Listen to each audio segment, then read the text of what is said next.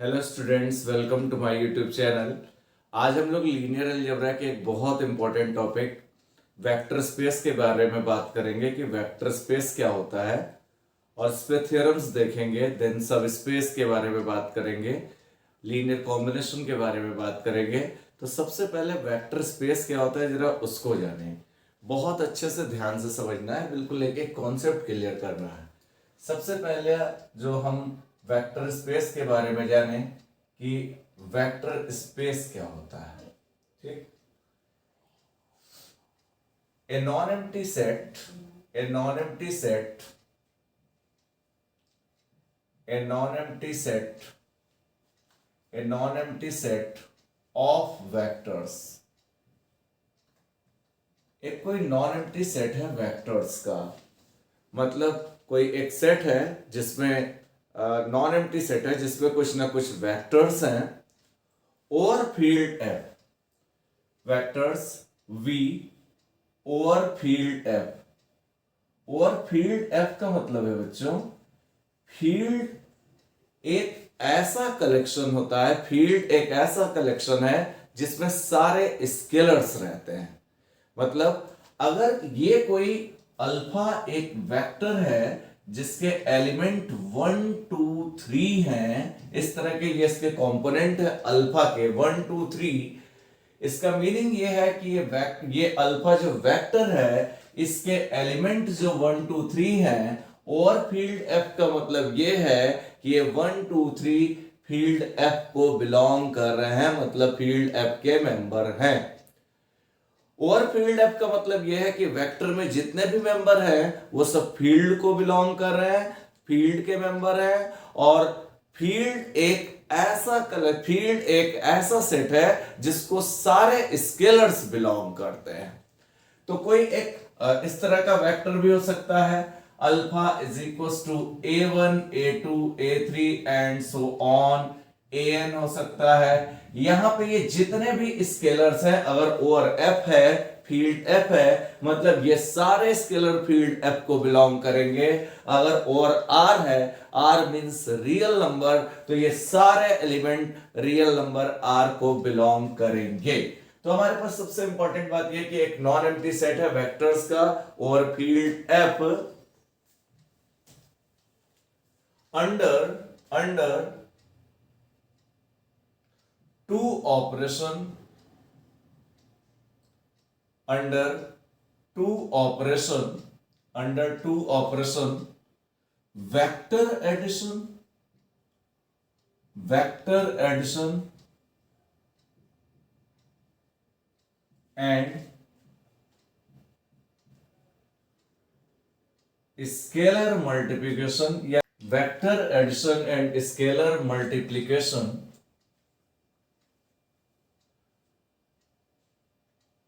Form से vector space when following properties are satisfied। जब ये जो फॉलोइंग प्रॉपर्टीज है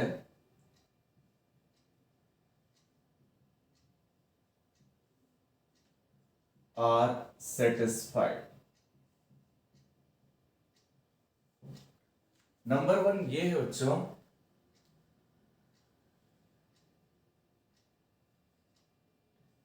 जो वेक्टर्स का सेट है under addition is an abelian group. V under addition is an abelian group. जो वेक्टर का सेट है अंडर एडिशन एक अबेलियन ग्रुप फॉर्म करता है। वेक्टर का सेट मतलब वेक्टर में अल्फा बीटा गामा ये सब हो सकते हैं, इस तरह का। यहां पे हम आपको रफली बना के भी दिखा रहे हैं। VF का मतलब ये है कि ये वेक्टर्स का सेट है और वेक्टर्स के जो कंपोनेंट हैं वो सब फील्ड को बिलोंग करें, मतलब स्केलर है। फील्ड में सारे स्केलर्स जो होते हैं वो फील्ड को बिलोंग करते हैं।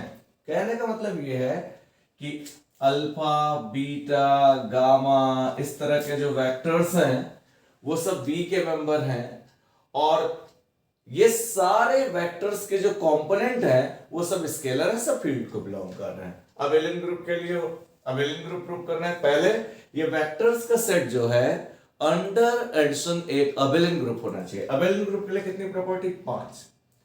फॉर अबेलियन ग्रुप पहली ये 5 प्रॉपर्टी सेटिस्फाई करना चाहिए।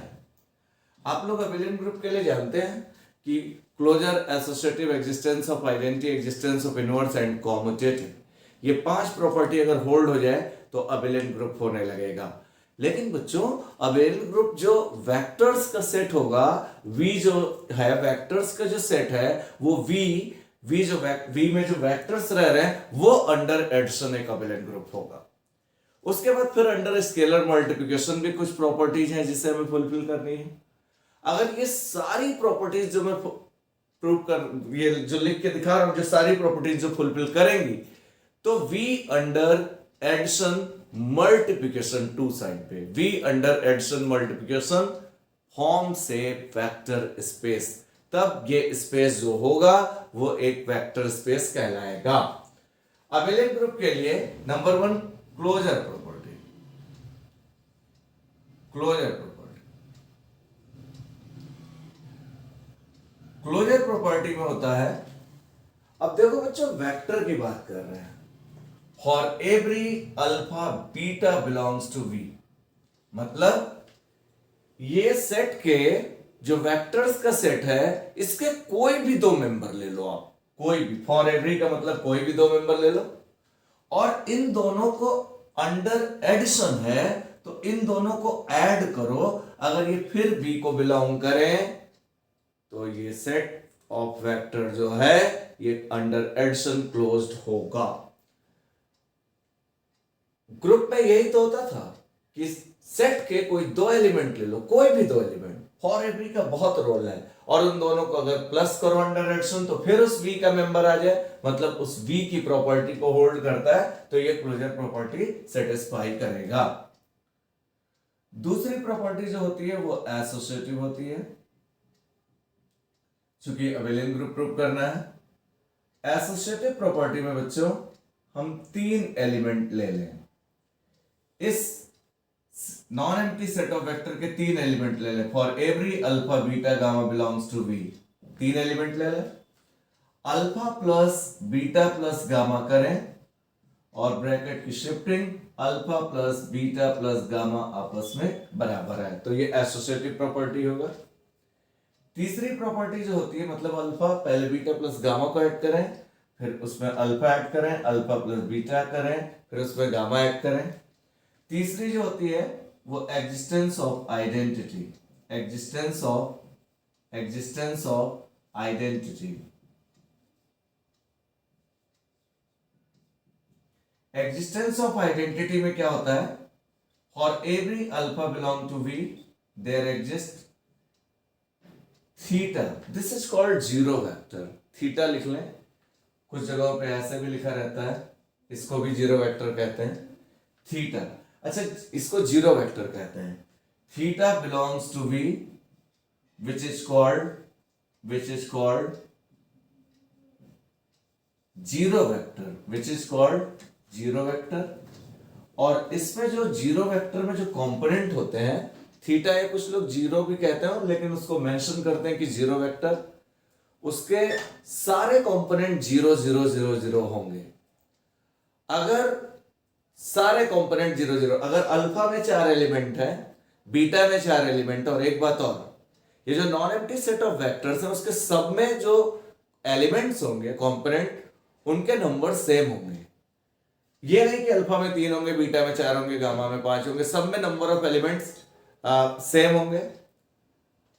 इंपॉर्टेंट बात यह कि तो थीटा में भी अगर अल्फा में मान लीजिए 3 एलिमेंट है, V3F है, V3F का मतलब हर वेक्टर के अंदर 3 एलिमेंट है, और कुछ ना कहे VF है तो इन जनरल कितने भी हो सकते हैं, n हो सकते हैं, लेकिन अगर कहीं पे VNF कह दिया तो VNF का मतलब इसमें जितने भी वेक्टर्स हैं, VNF को कहीं ऐसे भी रिप्रेजेंट करते हैं, कहीं ऐसे भी रिप्रेजेंट करते हैं, इस तरह से भी रिप्रेजेंट करते हैं। VNF का मतलब यह है कि इसमें जितने भी वेक्टर्स हैं इस इस नॉन एम्प्टी सेट में उसके सबके जो कंपोनेंट है n नंबर ऑफ एलिमेंट है और वो सारे नंबर ऑफ एलिमेंट फील्ड को बिलोंग करे। फील्ड आपका सब स्केलर जितने भी होंगे वो सब फील्ड को बिलोंग करें। कहीं पे बच्चों V3R लिखा हुआ है, मतलब ये और R है। V3R का मतलब उसमें जो नॉन एम्प्टी सेट में जो वेक्टर्स जो हैं, जो भी वेक्टर्स हमारे पास हैं, उसमें सब में 3 एलिमेंट्स और तीनों रियल नंबर है, तीनों R को बिलोंग कर रहे हैं। कहीं पे सिर्फ VF लिखा है तो अल्फा बीटा गामा जितने भी वेक्टर्स ले रहे हैं सब में नंबर ऑफ एलिमेंट सेम होंगे। उसमें अल्फा में अगर n एलिमेंट है तो बीटा में भी n एलिमेंट होंगे, थीटा में भी n एलिमेंट होंगे। थीटा 0 वेक्टर है तो उसके सारे एलिमेंट 0 होंगे। such that alpha plus theta is equals to theta plus alpha is equals to alpha. ये एग्जिस्टेंस ऑफ आइडेंटिटी हो गई। एक प्रॉपर्टी हमारे पास और है एग्जिस्टेंस ऑफ आइडेंटिटी के बाद हमारी बात आती है एग्जिस्टेंस ऑफ इनवर्स की। एग्जिस्टेंस ऑफ इनवर्स में हम आते हैं तो एग्जिस्टेंस ऑफ इनवर्स में हमारे पास है एग्जिस्टेंस ऑफ इनवर्स। चौथी property existence of inverse. Existence of inverse में बच्चों रहा for every alpha belongs to V. कोई भी इसका एक वेक्टर ले लें जो v का वेक्टर है, इस स्पेस का मेंबर है, there exist minus alpha belongs to v। यहां पे एक माइनस अल्फा भी होना चाहिए जो v का मेंबर होना चाहिए। Such that alpha plus minus alpha is equals to minus alpha plus alpha is equals to 0 vector. ये थीटा जो लिखा है इसको 0 वेक्टर कह लें, या इस तरह से भी लिखते हैं, इस तरह से भी लिखते हैं, ये 0 वेक्टर है। Existence of inverse. पांचवी property commutative property. Commutative property में क्या है बच्चों? कॉम्यूटेटिव प्रॉपर्टी में for every alpha comma beta belongs to V, मतलब इसके दो मेंबर ले लें alpha beta, alpha plus beta is equals to beta plus alpha अगर हो जाए तो कॉम्यूटेटिव प्रॉपर्टी होल्ड होने लगी। अगर ये सारी प्रॉपर्टीज होल्ड होंगी बच्चों, ये सारी प्रॉपर्टीज अगर होल्ड होंगी, ये पांचों प्रॉपर्टी अगर होल्ड होगी तो हम कहेंगे कि V under addition is an abelian group. एक 5 तो प्रॉपर्टी ये होल्ड होनी चाहिए। क्लोजर में क्या है बच्चों, फिर से समझ लो, ये चूंकि वेक्टर्स का सेट है, नॉन एम्प्टी सेट है, वेक्टर्स का सेट है। क्लोजर में क्या है बच्चों कि इसके कोई भी दो एलिमेंट अगर ले लो, यहाँ पे थीटा भी हम दिखा दे रहे हैं थोड़ा डॉट डॉट डॉट, कोई भी दो एलिमेंट ले लो और उनको प्लस पे कंबाइन करो, प्लस पे इनको ऐड करो क्योंकि अंडर एडिशन, और वो फिर उसी सेट के मेंबर है, मतलब उसकी प्रॉपर्टी को होल्ड करे तो क्लोज्ड हो गया। कोई 3 एलिमेंट ले लो, जो कोई भी 3 एलिमेंट जो सेट के मेंबर है, non empty set of vectors के मेंबर है, alpha plus beta plus gamma ये बराबर हो जाए। एग्जिस्टेंस ऑफ आइडेंटिटी में हर अल्फा जो V का मेंबर है उसके लिए एक एडिटिव एक 0 वेक्टर एग्जिस्ट करना चाहिए थीटा, सच दैट ये 0 से भी दिखाएं लेकिन लिख दें 0 vector alpha plus theta, theta plus alpha is equals to alpha. मतलब 0 वेक्टर में उस वेक्टर को जोड़ने पे या 0 वेक्टर में उस वेक्टर को जोड़ने पे वही वेक्टर है। एग्जिस्टेंस ऑफ इनवर्स क्या है कि अल्फा अगर V को बिलोंग कर रहा है, माइनस अल्फा भी V को बिलोंग करेगा, alpha plus minus alpha is equals to minus alpha plus alpha is equals to theta. फिर कॉम्यूटेटिव आ गई। तो अगर ये सारी प्रॉपर्टी होल्ड हो गई तो वेक्टर का जो सेट है, non empty set of vector under addition एक अबेलियन ग्रुप फॉर्म करेगा। यहां पे हम लिख क्या सकते हैं, if all these properties are hold, if all these properties are hold, if all these properties are hold, अगर ये सारी प्रॉपर्टी होल्ड हो गई then V under addition is an abelian group। इतनी प्रॉपर्टी होल्ड होगी तो V under addition आपका एक abelian ग्रुप होगा। अब आ गए under scalar multiplication. Under scalar multiplication, scalar multiplication पे आए बच्चों 5 तो ये प्रॉपर्टी होल्ड हो, और स्केलर मल्टीप्लिकेशन पे देखिए पहली property for every alpha belongs to V, alpha अगर वी का मेंबर है, सी फील्ड को बिलोंग कर रहा है, सी स्केलर है, फील्ड को बिलोंग कर रहा, then C into alpha belongs to V, या ए मान लें, कुछ भी मान लें। अल्फा अगर वी को बिलोंग कर रहा, सी फील्ड का मेंबर है, तो सी इंटू अल्फा का प्रोडक्ट भी वी को बिलोंग करना चाहिए, मतलब उसका मेंबर आना चाहिए। दूसरी प्रॉपर्टी यहां पे, for every alpha belongs to V, one belongs to field, one into alpha is equal to alpha into one is equal to alpha. एक प्रॉपर्टी हमारे पास ये भी होना चाहिए। तीसरी प्रॉपर्टी बच्चों, for every alpha belongs to V, कोई भी अल्फा जो वी का मेंबर ले लें, C1, C2 belong to field, C1 into C2 alpha is equal to C1 into C2 of alpha. ये इतना होना चाहिए। ये इधर से भी चला सकते हैं, C1 into C2 alpha is equal to C1 into C2 alpha, ये हो गया। चौथी प्रॉपर्टी हमारे पास है, फॉर एवरी C1 C2 अगर फील्ड को बिलोंग करे, अल्फा बीटा वी को बिलोंग करे, तो C1 into alpha plus beta is equal to C1 alpha plus C2 beta. एक और, C1 plus C2 of alpha is equal to C1 alpha plus C2 alpha, this one. तो सबसे important बात ये हो गई, इतनी प्रॉपर्टीज और होल्ड होनी चाहिए। This is distributive law, this is associative law, this is one is unit element, and यहाँ पे लिख भी दें where one is unit element, ठीक है, वैसे कोई ऐसे दिक्कत बात नहीं। तो यहाँ पे अगर इतनी प्रॉपर्टीज ये भी होल्ड करें, बच्चों ध्यान से सुनो, C1 C2 की जगह ए भी स्केलर कर सकते हैं, यहाँ पे फील्ड का मेंबर है। यहाँ पे देखिए, अगर अंडर स्केलर मल्टीप्लिकेशन इतनी प्रॉपर्टीज और होल्ड करनी चाहिए। अगर हर एवरी अल्फा जो वी का मेंबर है, सी फील्ड को बिलोंग कर रहा, तो सी इंटू अल्फा वी को बिलोंग करना चाहिए, मतलब वी का मेंबर होना चाहिए। अल्फा अगर वी को बिलोंग कर रहा, वन यूनिट एलिमेंट है जो फील्ड का मेंबर है, one into alpha, alpha into one करने पे अल्फा आना चाहिए। हर अल्फा जो वी का मेंबर है, C1 C2 दो स्केलर है जो फील्ड को बिलोंग कर रहे हैं, C1 into C2 alpha is equal to C1 into C2 alpha आना चाहिए। C1 C2 कोई भी दो मेंबर है जो फील्ड के मेंबर है, अल्फा बीटा वी को बिलोंग कर रहा है, C1 into alpha plus beta is equal to C1 alpha plus C2 beta, C1 plus C2 alpha is equal to C1 alpha plus C2 alpha. अगर ये चारों property hold कर रही हो, ये जो भी चार हमने लिखी है, और 5 अबेलियन ग्रुप की प्रॉपर्टी होल्ड कर रही हो, तो ये if all these properties are hold, पहले तो V अंडर एडिशन एक अबेलियन ग्रुप होना चाहिए और ये भी प्रॉपर्टी होल्ड होनी चाहिए। तो V अंडर एडिशन मल्टीप्लिकेशन दो साइन पे प्लस और इनटू पे जो non empty set of vector है, वो आपका वेक्टर स्पेस फॉर्म करता है। तो यहां पे थोड़ा सा लिख लें,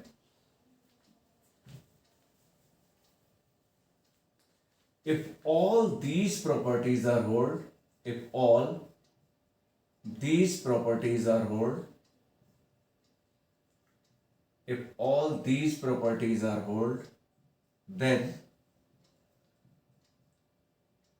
non-empty set of vector, non-empty set of vector V over F, मतलब उसके सारे एलिमेंट फील्ड के मेंबर हैं, फॉर्म से vector space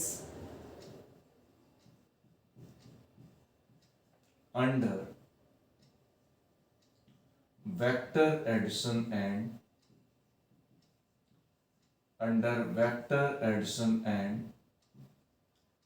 multiplication,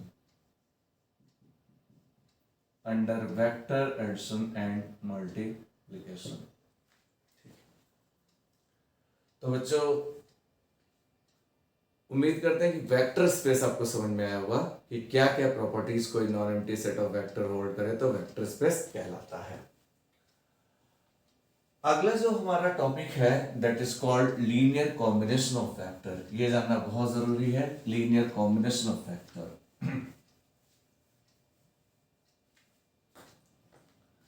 linear combination of vector.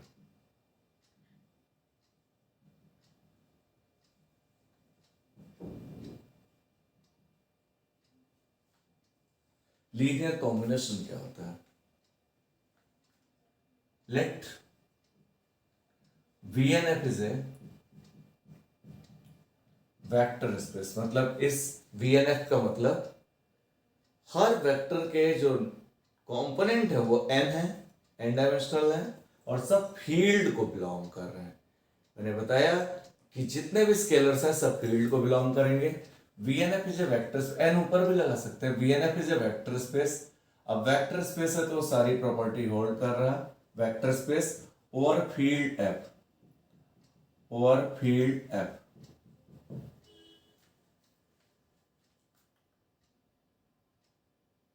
If alpha 1, alpha 2, alpha 3 dot dot dot alpha n, हमने n vectors ले लिए। Alpha 1, alpha 2, alpha 3 dot dot dot alpha n belongs to VNF। ये सारे VNF के member हैं। If there exist scalars, यहां पे ये जितने वेक्टर्स हैं उतने स्केलर एग्जिस्ट करें। A1, A2, A3 dot dot dot AN belongs to F। ये सारे स्केलर्स किसके मेंबर हैं? ये सारे स्केलर्स जो हैं, ये सारे स्केलर फील्ड को बिलोंग कर रहे हैं। ये सारे ऑल स्केलर्स, A1 अलग, A2 अलग, सब फील्ड को बिलोंग कर रहे हैं। यहाँ पे alpha 1, alpha 2, alpha 3 dot dot dot alpha n belongs to VNF। If alpha belong to V, अगर एक वेक्टर अल्फा है जो VNF का मेंबर है, या V को कह लें, V का मेंबर है। If alpha belongs to VNF, then linear combination of vectors, linear combination of vectors, linear combination of vectors alpha 1, alpha 2, alpha 3 dot dot dot alpha n is written as alpha is equals to A1 alpha 1 plus A2 alpha 2 plus A3 alpha 3 dot dot dot plus AN alpha n. This one. अब बच्चों हम इसका मतलब बताते हैं क्या। तो मतलब बच्चों लीनियर कॉम्बिनेशन का मतलब क्या है कि एक वेक्टर स्पेस है, उसमें मान लीजिए 10 वेक्टर, और हर वेक्टर को एक एक स्केलर से ऐड करें, एक एक स्केलर से मल्टीप्लाई करें। वो स्केलर कुछ भी हो सकते हैं, A1, A2, A3, B1, B2, B3, 1, 2, 3, 4, 5, 6, कुछ भी हो सकते हैं। और उन सब स्केलर को से मल्टीप्लाई करने पे उन सारे वेक्टर्स को ऐड करें तो अगेन एक वेक्टर आएगा, और वो वेक्टर इस वेक्टर स्पेस का मेंबर होगा। तो हम इसे linear combination of alpha 1, alpha 2, alpha 3, alpha n कहेंगे। कहने का मतलब ये है, एक एग्जाम्पल लें, जैसे मान लीजिए अल्फा 1, 2, 3 है, एक कोई V3R, इस तरह का V3R जो है, V3F का कोई एक वेक्टर स्पेस है। V3F का मतलब जितने भी वेक्टर्स हैं उसमें 3 एलिमेंट्स हैं और सब फील्ड को बिलोंग कर रहे हैं। मान लीजिए एक अल्फा 1, 2, 3 है, और एक मान लीजिए वेक्टर बीटा है जिसके एलिमेंट 4, 5, 6 है, जिसके कंपोनेंट एक गामा है, 7, 8, 9 है, और भी हो सकता है। अब इनका अगर लीनियर कॉम्बिनेशन लिखना हो तो 3 वेक्टर्स हैं, तो 3 स्केलर ले लें, वो स्केलर कुछ भी कर लें, A1, A2, A3 कर लें। जैसे A1 alpha, A2 beta, A2 beta, A3 gamma कर लें। अब A1 इंटू अल्फा की जगह 1, 2, 3 और प्लस A2 इंटू बीटा की जगह 4, 6, 7 और प्लस A3 गामा की जगह 7, 8, 9 आया। ठीक, ये इतना है। अब अंदर इंटू कैसे होता है, इसका इसके साथ into A1, 2A1, 3A1 plus 4A2, 6A2, 7A2 plus यहाँ पे कितना 7A3, 8a3, 9a3, ठीक ये है। तो यहाँ पे जब ऐड करेंगे पहला पहला पहला, a1 plus 4a2 plus 7a3 plus इतना comma 2a1 plus 6a2 6a2 8a3 3a1 plus 7a2 plus 9a3, ये इतना आया।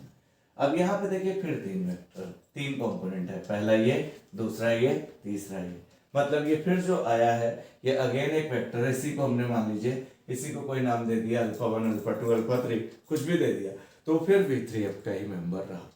कहने का मतलब बच्चों ये है लीनियर कॉम्बिनेशन में कि अगर किसी वेक्टर स्पेस में अब मान लीजिए 50 वेक्टर्स हैं और उनका एलसी लिखना है, एलसी लिखना है लीनियर कॉम्बिनेशन, तो उतने ही स्केलर्स लेके हर वेक्टर को, वो स्केलर कोई भी हो सकते हैं, हर स्केलर को वो स्केलर फील्ड का मेंबर हो, फील्ड का मेंबर अगर v3f है तो f को बिलोंग करे, r है तो r को बिलोंग करे, हर वेक्टर को एक एक स्केलर से मल्टीप्लाई करके ऐड करें, फिर अगेन एक वेक्टर आएगा जो कि उस वेक्टर स्पेस का मेंबर होगा, तो हम कहेंगे कि इन वेक्टर्स का ये लीनियर कॉम्बिनेशन है। मतलब चार वेक्टर हैं, उनका लीनियर कॉम्बिनेशन लिखने के लिए हर वेक्टर को एक एक स्केलर से मल्टीप्लाई करके ऐड करें, तो अगेन एक वेक्टर आएगा, तो कहेंगे कि उन चारों वेक्टर का लीनियर कॉम्बिनेशन लिखा गया है। तो बात समझने की जरूरत है, बस एक बात इंपॉर्टेंट ये है। उसके बाद एक चीज हमारे पास और वेक्टर्स होते हैं, that is linearly dependent and independent vector. कुछ वेक्टर्स लीनियरली डिपेंडेंट और इंडिपेंडेंट कहलाते हैं। वो किस तरह से कहलाते हैं जरा सुन। अगर उसके बाद ये तो लीनियर कॉम्बिनेशन की बात हो गई कि अगर किसी वेक्टर स्पेस में कुछ वेक्टर हैं और उनका लीनियर कॉम्बिनेशन लिखना है, तो एक वेक्टर जो उस वेक्टर स्पेस का मेंबर है और उन सारे वेक्टर्स को एक एक स्केलर से मल्टीप्लाई करके ऐड करें, तो फिर उस वेक्टर स्पेस का मेंबर आएगा। तो जिन जिन वेक्टर्स को स्केलर से मल्टीप्लाई करके हमने ऐड किया, उन वेक्टर्स का वो लीनियर कॉम्बिनेशन कहलाएगा। अगला जो होता है बच्चों linearly dependent vector, linearly dependent vector, linearly dependent vector. if vf कर लेते हैं, इसमें सब आ गया। vf is a vector space, vf एक वेक्टर स्पेस है, ओवर फील्ड है, ओवर फील्ड है।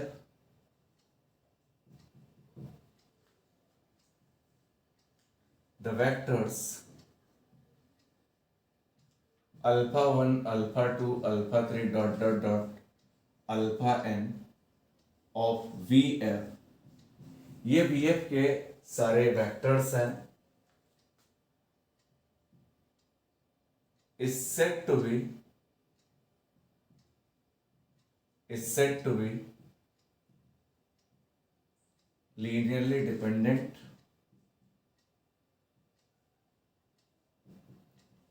if there exist scalars a1 a2 a3 dot dot dot an such that a1 alpha 1 plus a2 alpha 2 plus a3 alpha 3 plus an alpha n is equals to theta, where ये zero vector, if all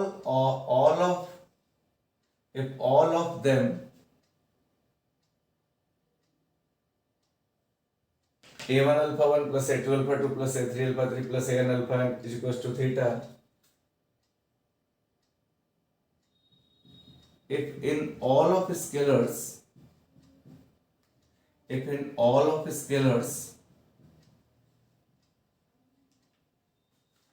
at least one scalar is non-zero,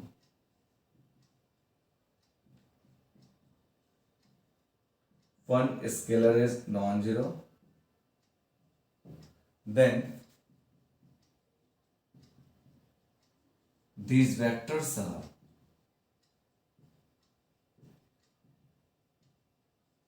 linearly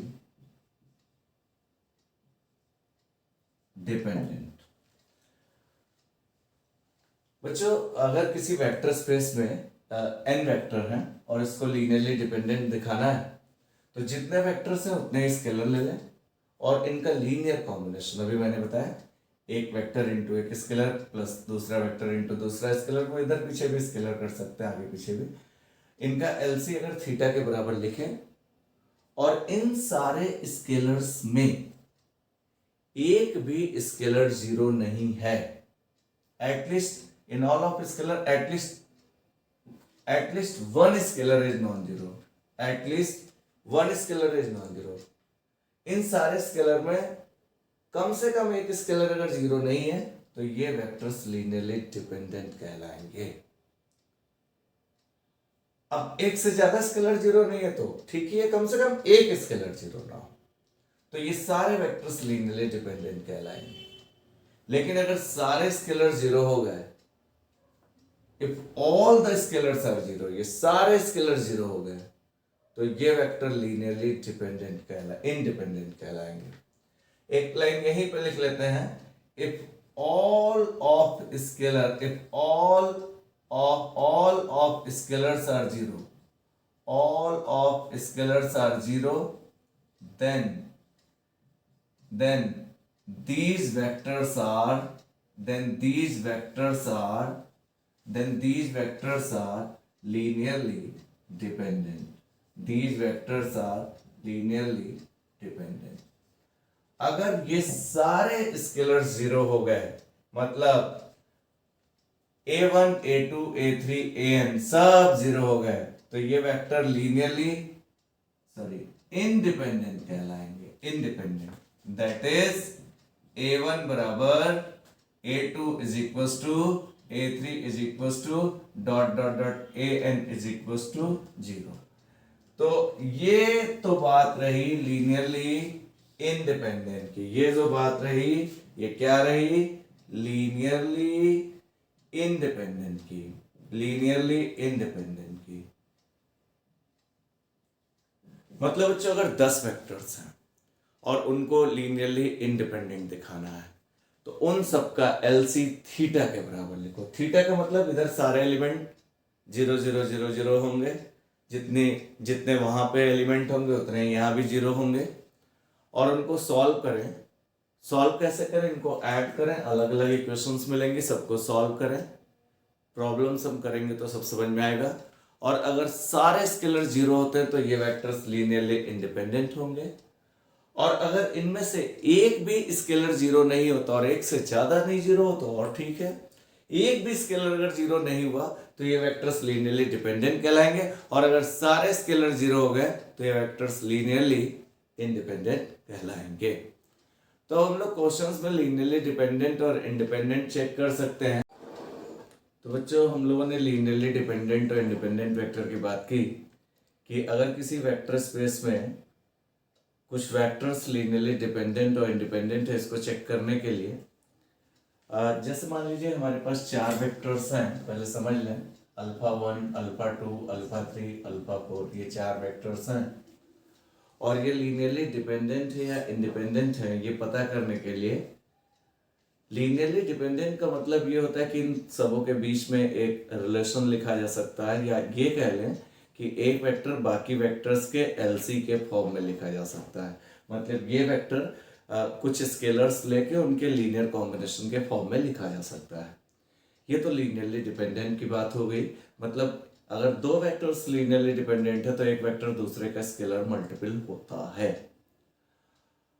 और अगर ये vectors linearly independent है तो एक vector को, किसी भी एक वेक्टर को बाकी वेक्टर्स के एलसी के फॉर्म में नहीं लिख सकते, मतलब दूसरे वेक्टर्स के फॉर्म में एक्सप्रेस नहीं कर सकते लीनियर कॉम्बिनेशन के फॉर्म में। अच्छा, वेक्टर्स लीनियरली डिपेंडेंट और इंडिपेंडेंट चेक करने के लिए बहुत ध्यान से समझिए।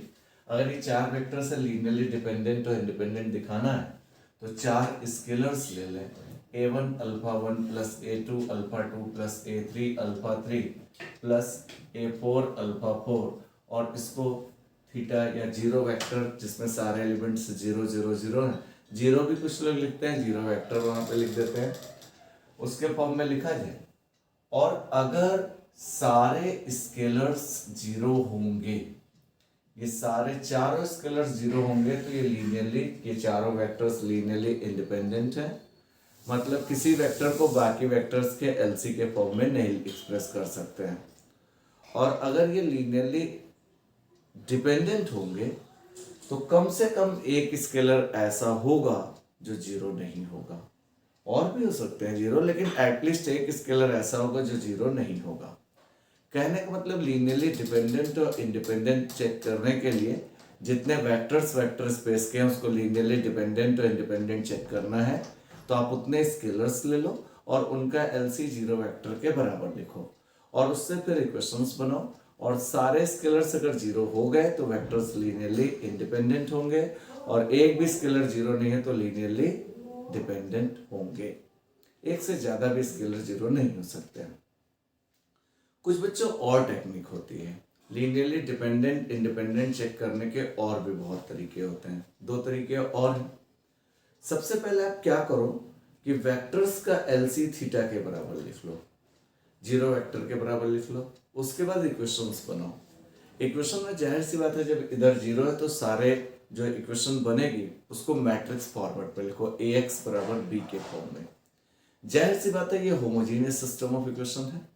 होमोजीनियस सिस्टम ऑफ इक्वेशन मतलब राइट हैंड साइड आपका जीरो जीरो जीरो चलेगा तो होमोजीनियस सिस्टम ऑफ इक्वेशन है।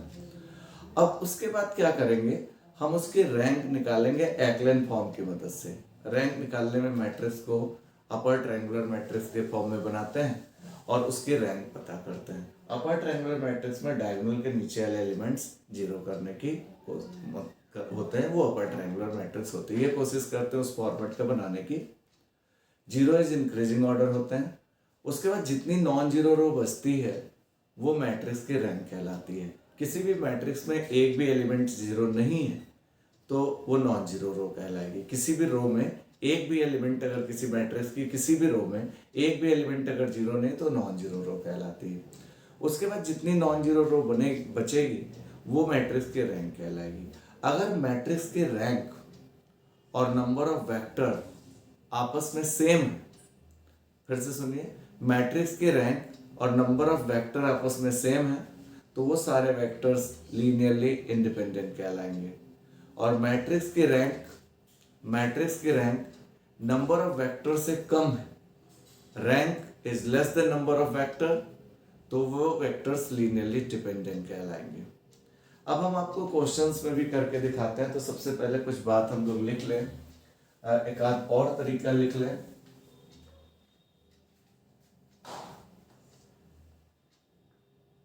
लीनियरली डिपेंडेंट में एक चीज और लिख लें,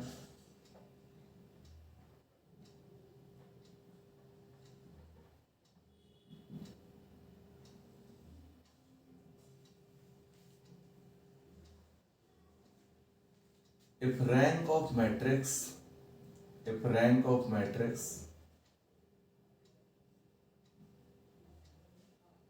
किसी भी मैट्रिक्स की रैंक, और उसको मैट्रिक्स फॉर्म में बना लेंगे, अभी हम आपको दिखाएंगे। अभी इफ रैंक ऑफ मैट्रिक्स, अगर मैट्रिक्स की रैंक, ऑप्शन मैट्रिक्स की rank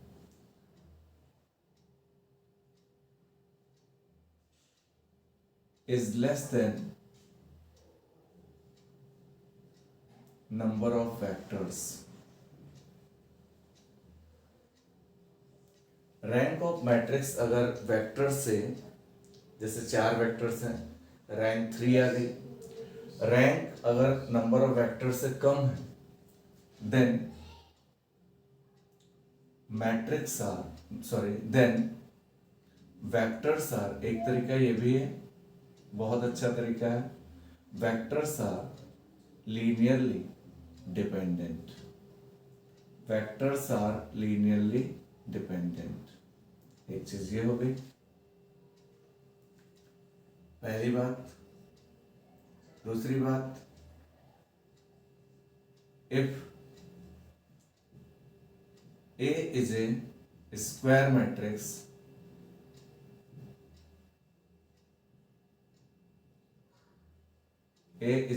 matrix and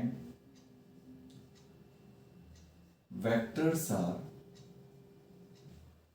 linearly dependent। अगर वेक्टर बच्चों डिपेंडेंट है then determinant A is equal to 0।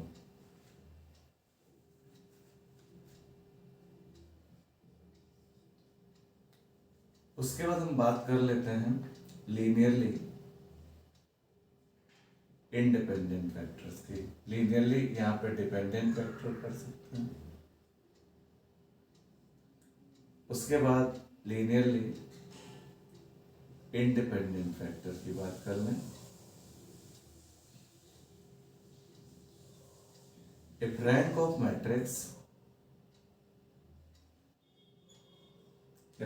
Of matrix is equals to number of vectors,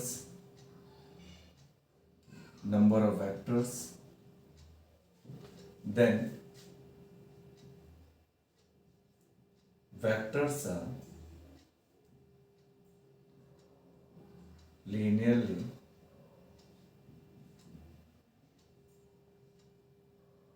independent। Vectors are linearly independent. अगर rank of matrix निकालें और number of vector same आ जाए तो ये लीनियरली इंडिपेंडेंट कहलाएंगे। दूसरी बात, फॉर लीनियरली इंडिपेंडेंट वेक्टर,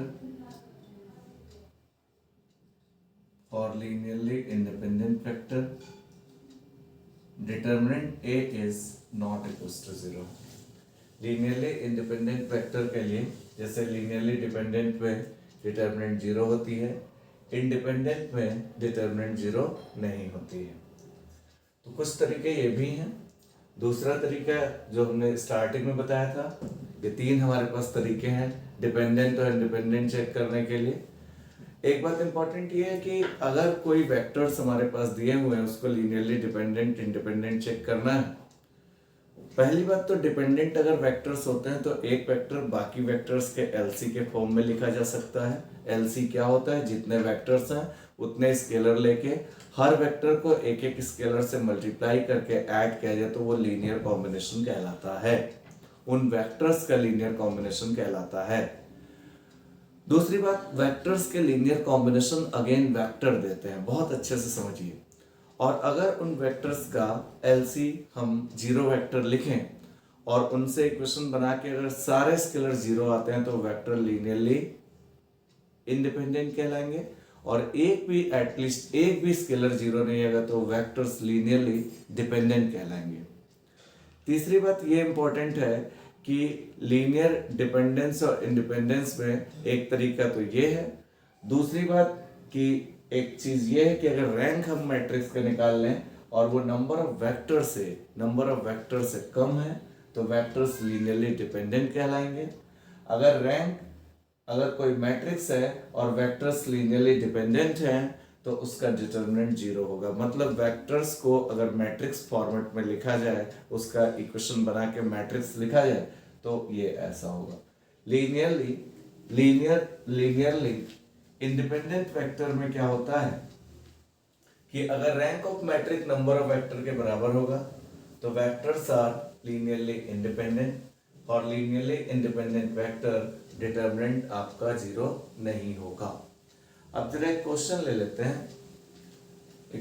लेते हैं, तो वहां से हमें सारी बातें समझ में आएंगी क्या करना चाहते हैं। क्वेश्चन ये है,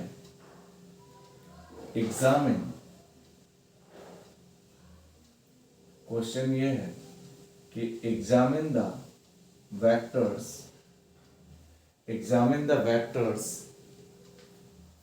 alpha 1 is equals to 1 2 2, alpha 1 is equals to 1 2 2, alpha 2 is equals to 2 1 2 2 1 2, and alpha 3 is equals to 2 2 1 2 2 1 are linearly dependent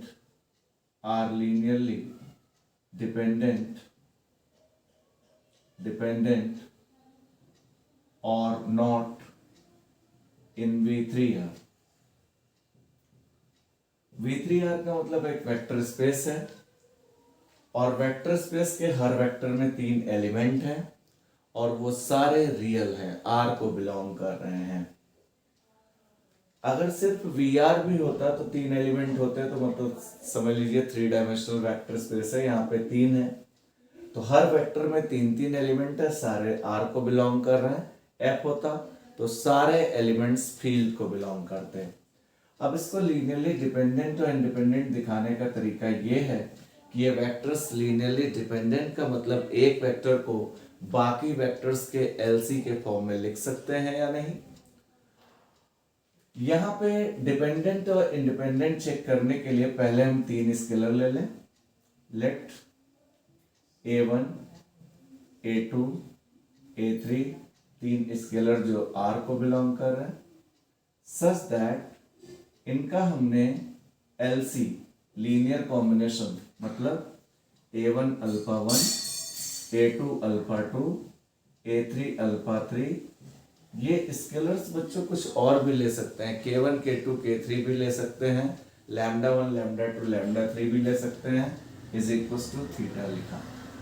a1 alpha 1 की जगह 1 2 2 प्लस a2 अल्फा 2 की जगह 2 1 2 प्लस a3 अल्फा 3 की जगह 2 2 1 2 2 1 इज इक्वल्स टू 0 वेक्टर मतलब 0 0 0।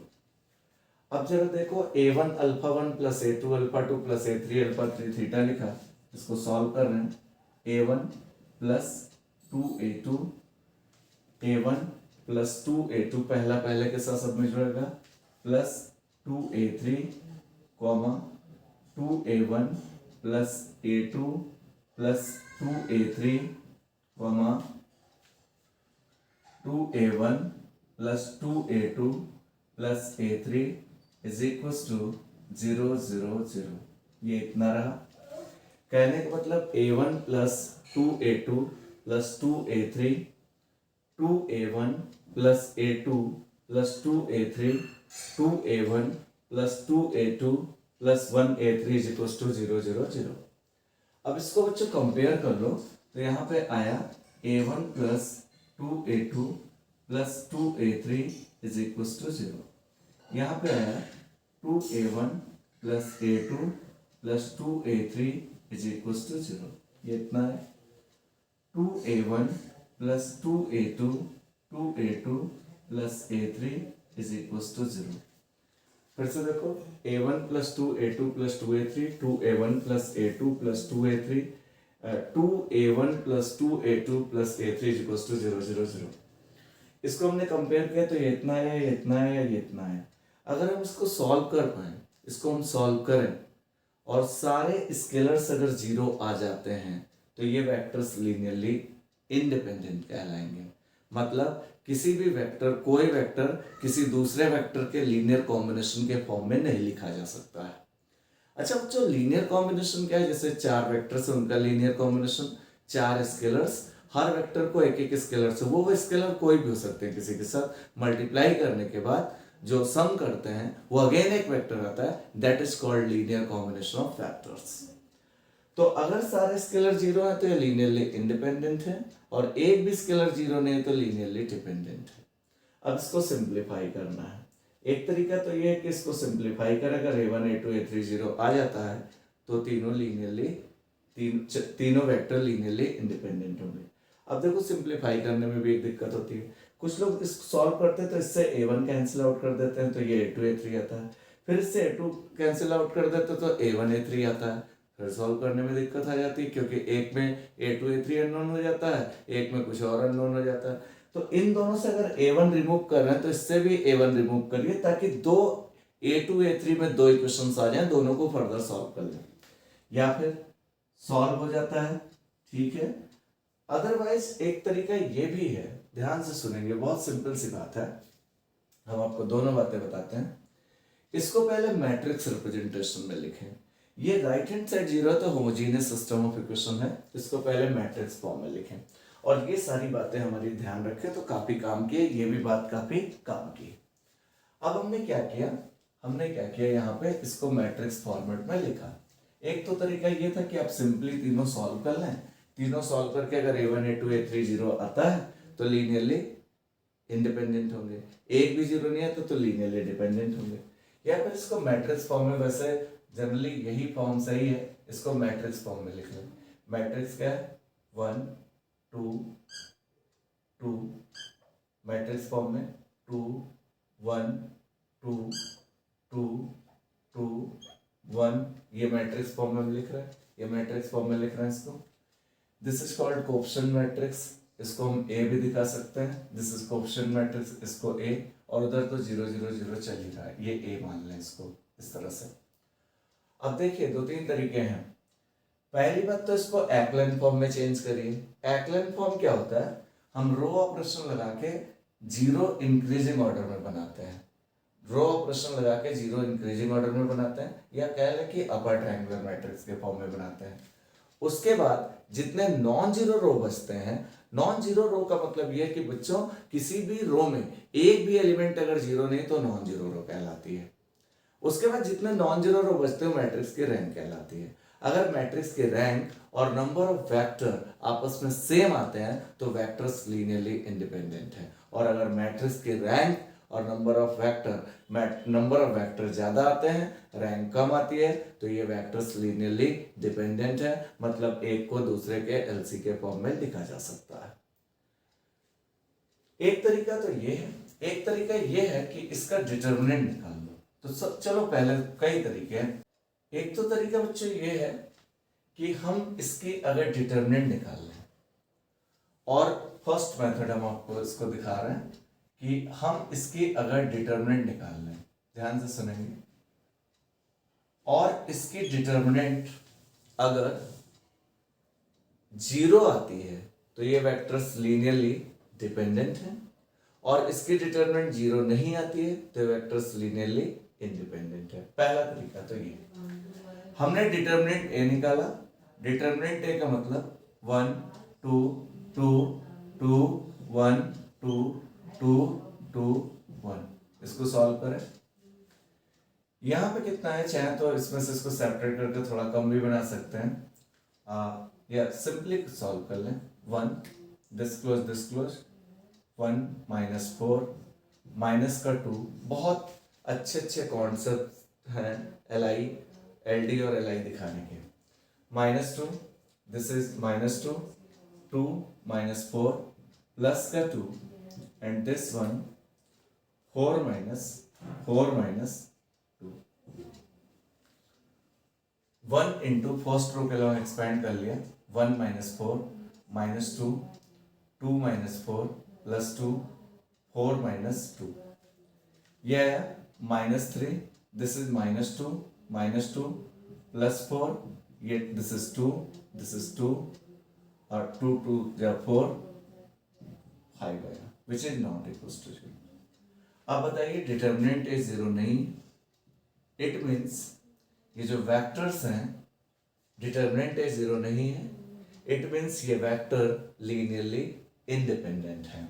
That is मतलब एक दूसरे के एलसी के फॉर्म में नहीं लिखे जा सकते हैं।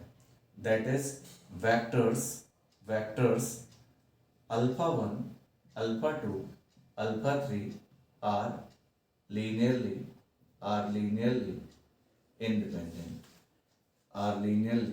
इंडिपेंडेंट। एक तरीका तो ये आ गया, ये लीनियरली इंडिपेंडेंट हो गया। एक तरीका और है इसको चेक करने का, हम सारे मेथड्स आपको बता रहे हैं, जो आपको सूट करे उससे आप अप्लाई कर सकते हैं। सेकेंड मेथड क्या है, हम इन तीनों को सॉल्व करते हैं। जैसे इसमें से A1 हटा लेते हैं, इसको हमने इक्वेशन फर्स्ट दे दी, इसको सेकंड दे दी, इसको थर्ड दे दी। इन दोनों में से A1 सेपरेट करते हैं, A1 इसका 2 टाइम कर लेते हैं, और इन दोनों में से भी A1 सेपरेट करते तो A2 A3 में 2 इक्वेशंस आती, उन दोनों को सॉल्व करते। A2 A3 0 आता, फिर रखते किसी में A1 0 आता, तीनों 0 आते। अगर तीनों 0 आ जाते, तीनों स्केलर 0, तो ये वेक्टर्स आर लीनियरली इंडिपेंडेंट, और एक भी स्केलर अगर 0 नहीं होता तो ये वेक्टर्स लीनियरली डिपेंडेंट। एक तरीका ये है कि हम इसका ये जो मैट्रिक्स थी 1 2 2 इसलिए पता चल गया इससे कि लीनियरली इंडिपेंडेंट है, बिकॉज डिटर्मिनेंट इसका 0 नहीं है। 2 1 2 2 2 1, इसको पहले एक्लेन फॉर्म में चेंज करिए, रो ऑपरेशन लगा के मैक्सिमम 0 रो बनाइए जो आपको सूट करे। अब इसमें से सेपरेट करके भी थोड़ा सिंपल कर सकते थे, हमने ऐसे ही कर लिया। अब यहाँ पे मैंने ऑपरेशन लगाया R2 टेंडिंग, इधर लिख देते हैं R2 टेंडिंग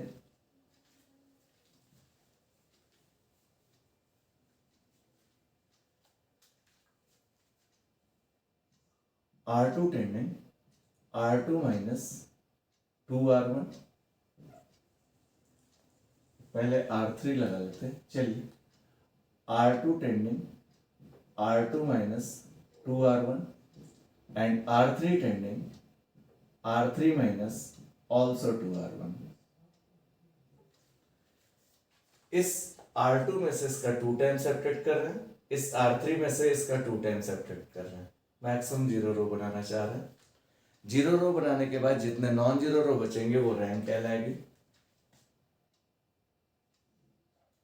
1 2 2, इसका 2 टाइम 0, इसका 2 टाइम 4, 1 माइनस 4 माइनस 3, इसका 2 टाइम 4, 2 माइनस 4 माइनस 2, इसका 2 टाइम 0, इसका 2 time 4, 2 minus 4 minus 2,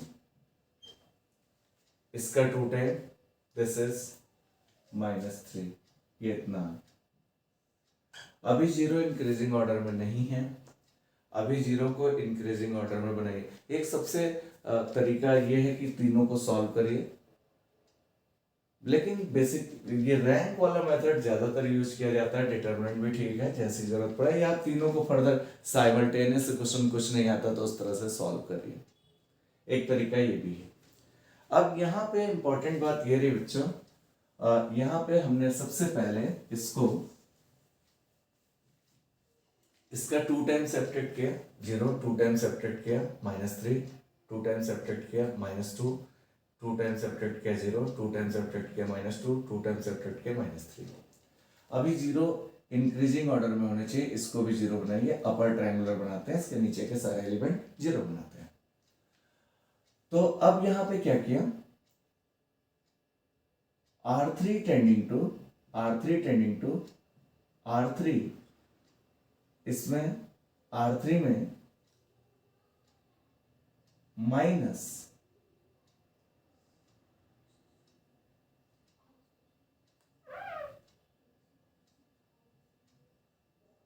to are three, या एक काम और कर लें हम लोग, इसको -1 से डिवाइड कर लें और इसको -1 से डिवाइड कर लें तो कोई फर्क नहीं पड़ेगा। या इसको हम 2/3 R3 से R3 tending R3 minus 2R2/3 कर दें तो ये एलिमेंट 0 होना लगेगा। मतलब क्या है, जरा सुनिएगा, -2 -2/3 R2 का एलिमेंट -3 है, ये कैंसिल, तो +2 -2 0। ठीक है, बिल्कुल सही ऑपरेशन है। R3 टेंडिंग R3, क्योंकि 0 इज इंक्रीजिंग ऑर्डर चाहिए, इसके नीचे के सारे एलिमेंट 0 चाहिए पर ट्रायंगुलर मैट्रिक्स। इसी तरह से एक्लेन फॉर्म बनाते हैं और रो ऑपरेशन लगाते हैं। R3 में से -2/3 टाइम R2 सब्ट्रैक्ट करें, आया कितना 1।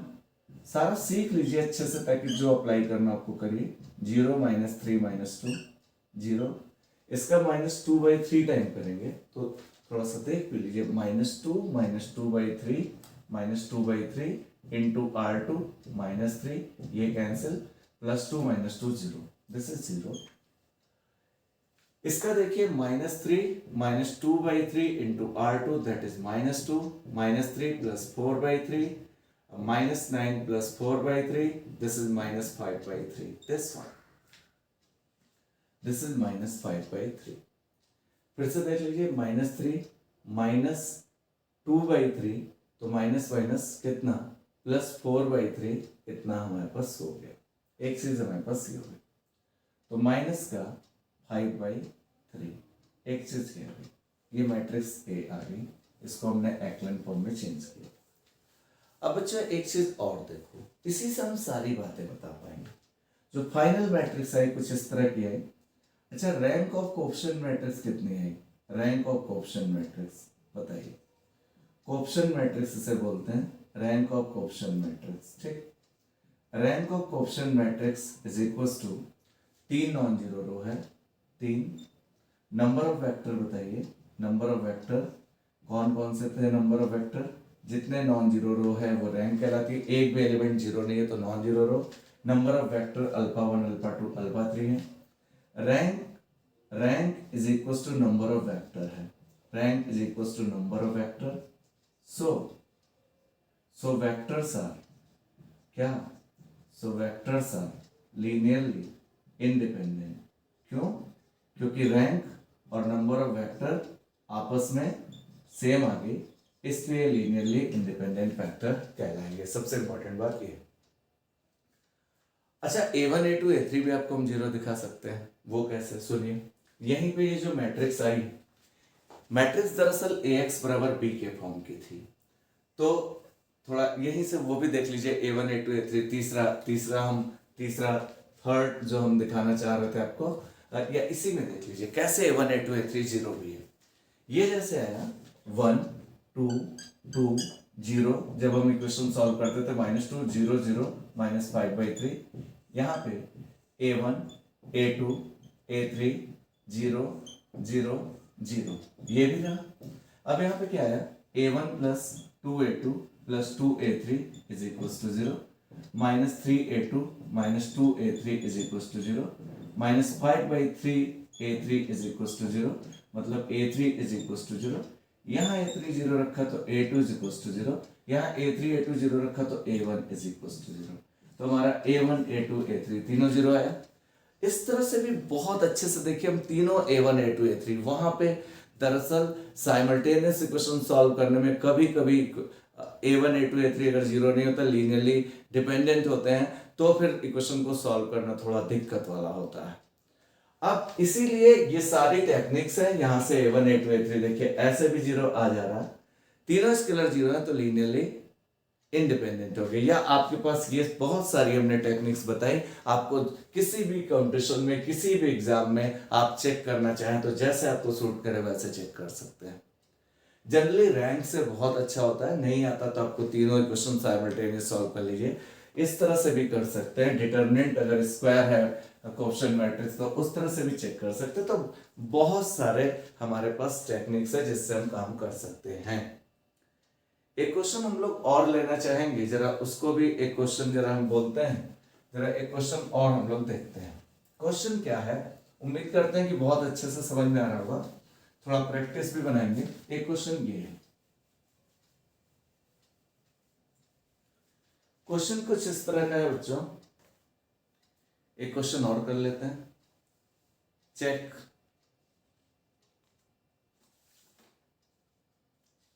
एक क्वेश्चन ये बहुत आया हुआ है, जरा इसको देखिए।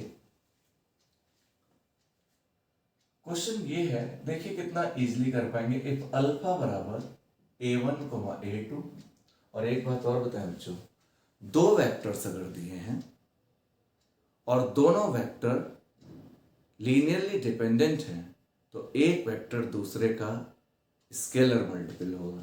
कहने का सेंस क्या है, जैसे ये वेक्टर 3 6 है, सिर्फ दो वेक्टर की भी बात कर रहे हैं, और एक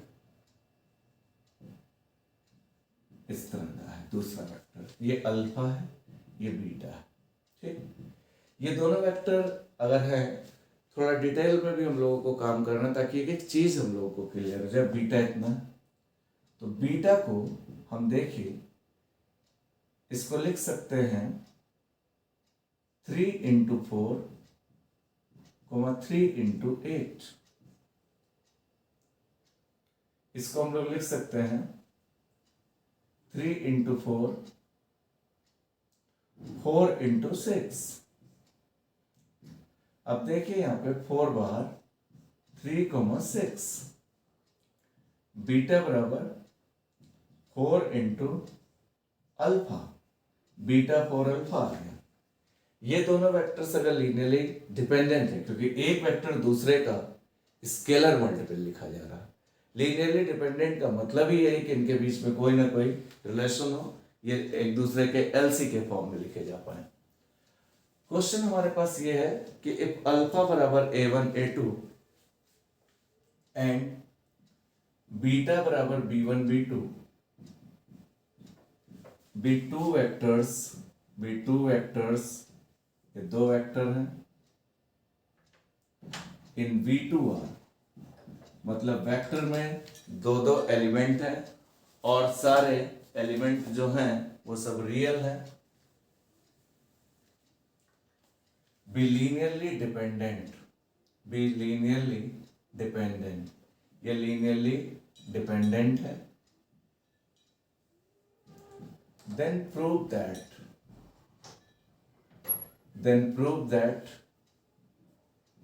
a1 into b2 minus a2 into b1 is equals to 0, ये प्रूव करना है। अब एक बात बताइए, अल्फा बराबर a1 a2, बीटा बराबर and beta is equals to b1 b2 belongs to v2r। अब इसको, ये लीनियरली डिपेंडेंट है तो हमें ये प्रूव करना है, या फिर ये दिया हुआ तो लीनियरली डिपेंडेंट प्रूव कर देना है। अब बच्चों देखो हम क्या करें, इफ लैम्डा 1 लैम्डा 2 दो स्केलर हैं जो r को बिलोंग कर रहे हैं। अब इसका LC जीरो वेक्टर के बराबर लिखें, लैम्डा 1 a1 a2, या इस तरह से भी लिख सकते हैं lambda 1 into alpha lambda 2 into beta is equal to theta लिखें। ध्यान से देखिएगा, लैम्डा 1 अल्फा a1 a2 है, लैम्डा 2 बीटा b1 b2 है, theta 0,0। This is lambda 1 a1 plus पहला इसके साथ इंटू है, ये इसके साथ ये ऐड हुआ, lambda 2 b1 lambda 1 a2 lambda 2 b2 is equals to 0 0।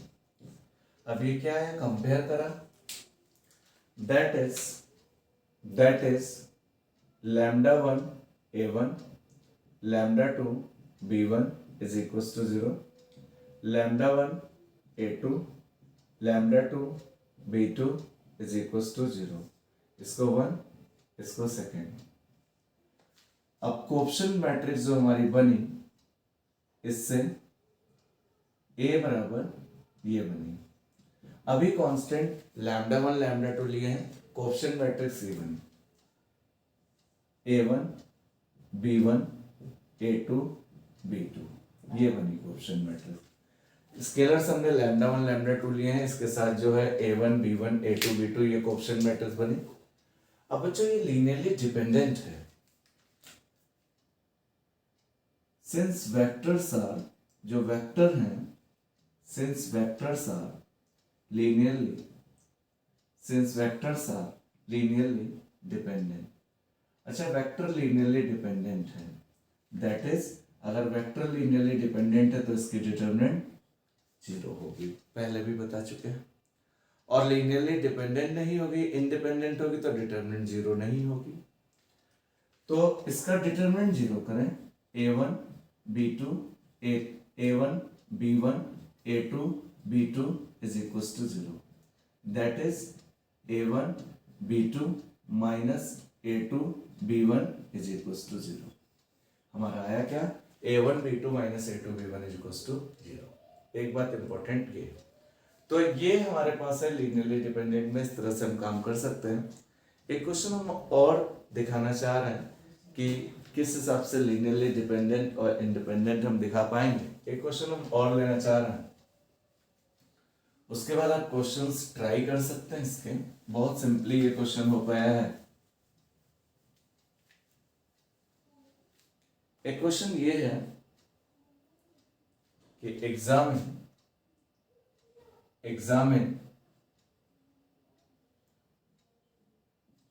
आपको लीनियरली डिपेंडेंट और इंडिपेंडेंट अच्छे से चेक करने आता है तो आगे के लेक्चर में हम बेसिस, डायमेंशन ये सब बताएंगे जो कि हम लोग बहुत इजीली निकाल पाएंगे। तो इसलिए इस टॉपिक को आप बहुत ध्यान से सीखो। कई तरीके हमने आपको बताए, तीन टेक्निक्स बताए कैसे हम लीनियरली डिपेंडेंट और इंडिपेंडेंट चेक कर सकते हैं। एक क्वेश्चन हम दिखा रहे हैं, examine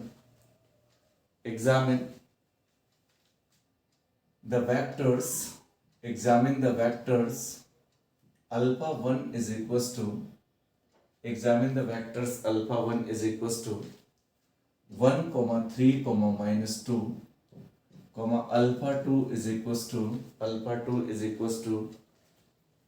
2 comma minus 1 comma 4 comma 1 comma minus 11 comma 14 are linearly dependent or not? Linearly dependent or independent?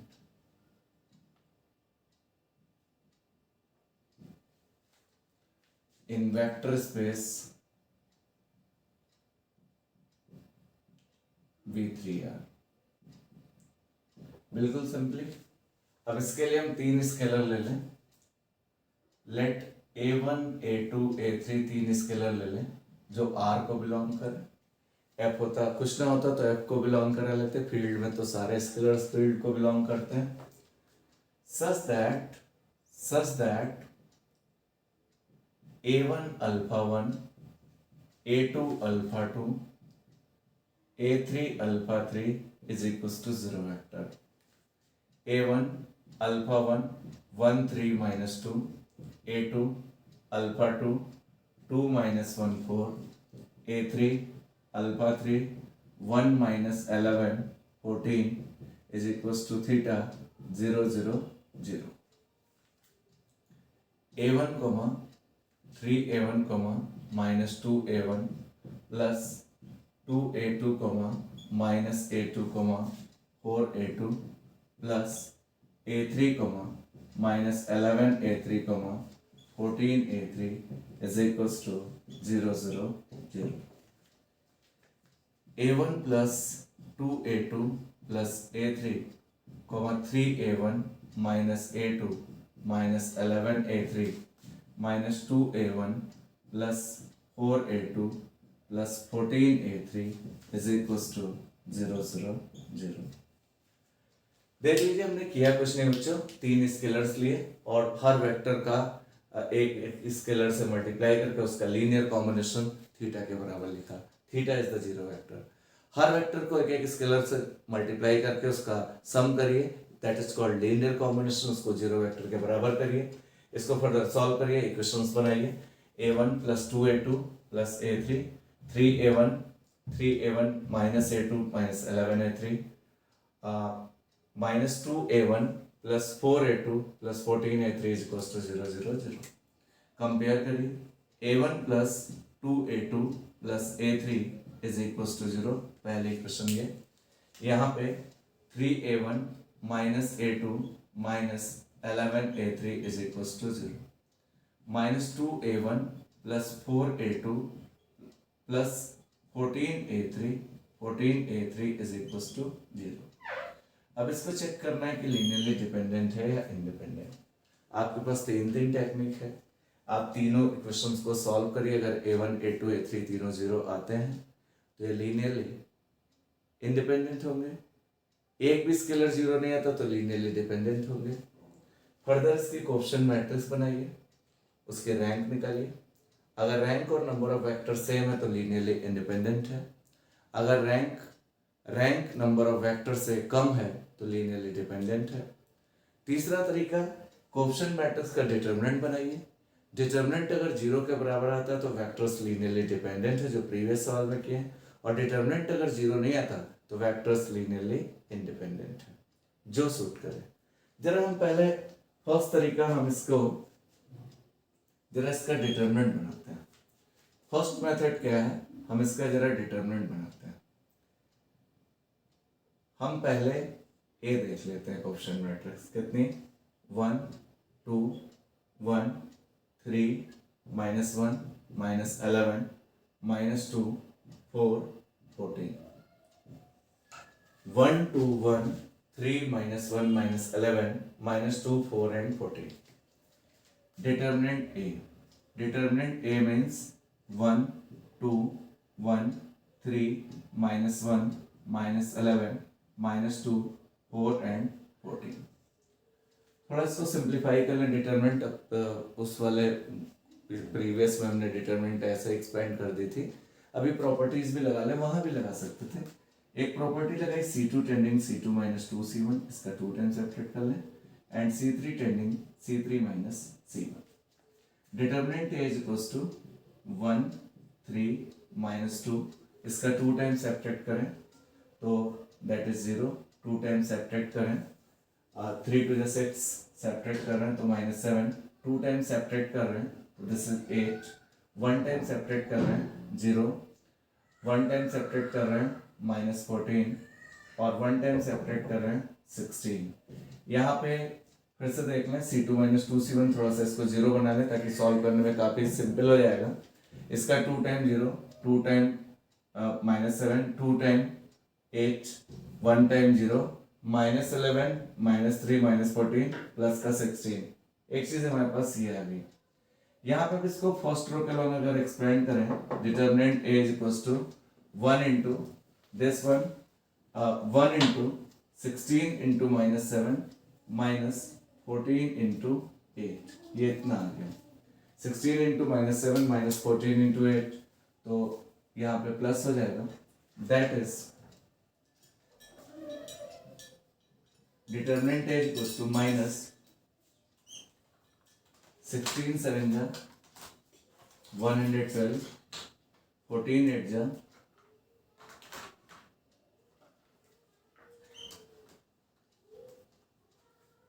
112,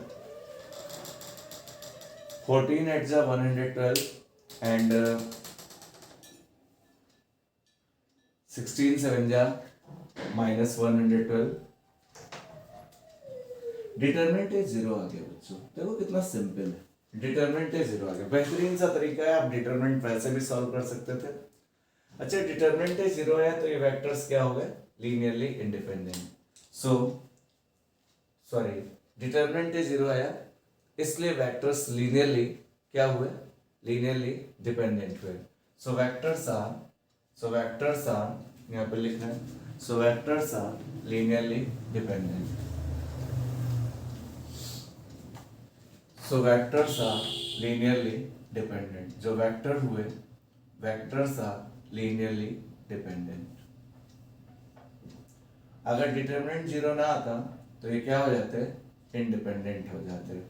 चलिए एक तरीका और सेकंड मेथड देखते हैं, सेकंड मेथड में इसका देख लेते हैं, एक और मेथड देख लेते हैं। सेकंड मेथड क्या है, इसकी जरा हम रैंक निकाल लेते हैं। ठीक, A इज इक्वल टू जो क्वेश्चन मैट्रिक्स हमने दिया है 1 2 1 3 -1 -11 -2 4 14। इसको एक्लेन फॉर्म में चेंज करें, इसको देखते हुए इसको 0, इसको 0, फिर इसको 0 अपर ट्रायंगुलर मैट्रिक्स में। R2 टेंडिंग सिर्फ रो ऑपरेशन लगाना है, R2 - 3R1, इसका 2 टाइम हम इसमें से, इसका 3 टाइम इसमें से सब्ट्रैक्ट कर रहे हैं, और R3 tending R3 plus 2 time R1 ये कर रहे हैं। ये जो आया दैट इज 1 2 1, इसका 3 गुना 0, 3 टाइम सब्ट्रैक्ट कर रहे हैं -7, 3 टाइम सब्ट्रैक्ट कर रहे हैं माइनस का 14, 3 टाइम सब्ट्रैक्ट कर रहे हैं। R3 में 2 टाइम ये जोड़ रहे हैं, 0 आ गया,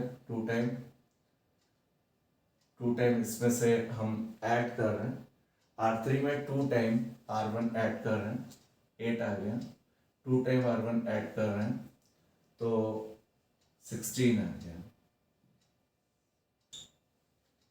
16 आ गया। ठीक है, अब एक बात इंपॉर्टेंट ये है कि यहाँ पे एक बार और चेक कर लेते हैं इसका 3 times subtract 0, 3 times subtract -7, 3 times subtract -14, 2 time add 0, 2 time add 8, 2 time add 16। अब इसको हमें 0 बनाना है। इसका 8/7 टाइम ले जाएं,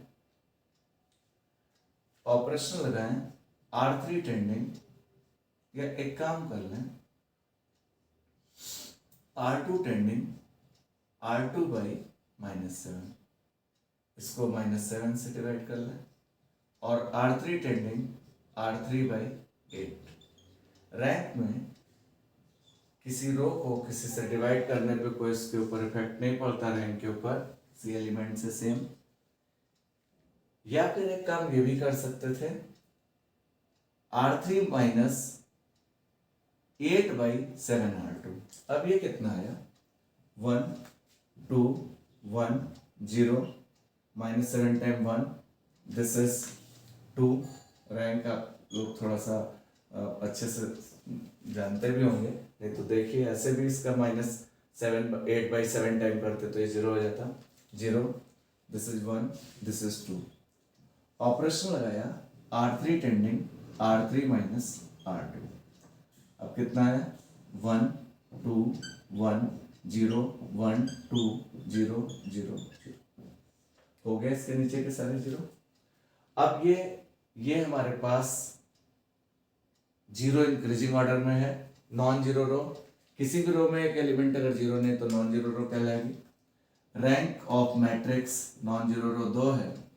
रैंक ऑफ मैट्रिक्स, जो रैंक ऑफ मैट्रिक्स है वो 2 है। नंबर ऑफ वेक्टर कितने हैं, number of vector 3। Number of vector, rank of matrix, rank is less than number of vector, rank number of vector से छोटा है। So vectors are linearly dependent. तो बच्चों देखिए कितने अच्छे से हम लोगों ने लीनियरली डिपेंडेंट और इंडिपेंडेंट चेक कर लिया। सबसे इंपॉर्टेंट बात यह है, हम लोगों ने वेक्टर स्पेस जाना क्या होता है इस लेक्चर में, लीनियर कॉम्बिनेशन जाना क्या होता है, लीनियरली डिपेंडेंट और इंडिपेंडेंट जाना क्या होता है, उनसे रिलेटेड प्रॉब्लम्स हमने जाने की किस तरह से होती है। आप कोई भी प्रॉब्लम लीनियरली डिपेंडेंट और इंडिपेंडेंट का चाहें तो कर सकते हैं, और हम लोग बहुत ईजिली आगे के सारे प्रॉब्लम्स इस टाइप के कर पाएंगे कहीं पे भी।